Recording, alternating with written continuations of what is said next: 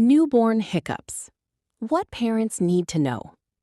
Causes: feeding too quickly or overfeeding, swallowing air during feeding, sudden temperature changes, normal diaphragm development. Solutions: take a feeding break and burp baby. Feed in upright position. Try a pacifier to relax diaphragm. Gentle back rubs. When to call the doctor. Hiccups last longer than 2 hours. Interfere with sleep or feeding. Baby seems uncomfortable or distressed. Hiccups occur frequently every day.